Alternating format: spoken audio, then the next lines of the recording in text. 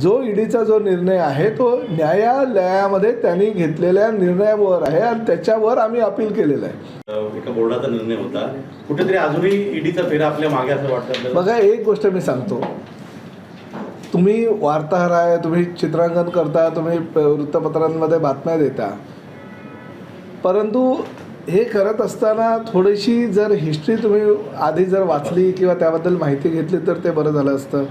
कुठलाही पक्ष किंवा कुठलाही मुख्यमंत्री किंवा कुठलेही नेते हे कुठली जी कारवाई चालू असते ती थांबवू पण शकत नाही किंवा पुढेही नेऊ शकत नाही. ईडीची जी कारवाई आहे ती 2 वर्षापासून चालू आहे. बरोबर 24 नोव्हेंबरला आता 2 वर्ष पूर्ण होतील. परंतु न्यायालयीन प्रक्रिया जी आहे त्या न्यायालयीन प्रक्रियेचे काही भाग असतात. जी कारवाईच्या संदर्भात ईडीनं भूमिका घेतली होती ही भूमिका 6 महिन्यापूर्वीच घेतली आणि त्या विरोधात आम्ही न्यायालयामध्ये गेलो आणि न्यायालयामध्ये गेल्यानंतर न्यायालय जो निर्णय देईल त्या निर्णयाच्या अधीन राहूनच आम्हाला पुढली कामं ही करावी लागतात किंवा पुढे अपील करावी लागतात. जो ईडीचा जो निर्णय आहे तो न्यायालयामध्ये त्यांनी घेतलेल्या निर्णयावर आहे आणि त्याच्यावर आम्ही अपील केलेलं आहे. ईडीने जे 2 फ्लॅट आणि एक छोटा भूखंड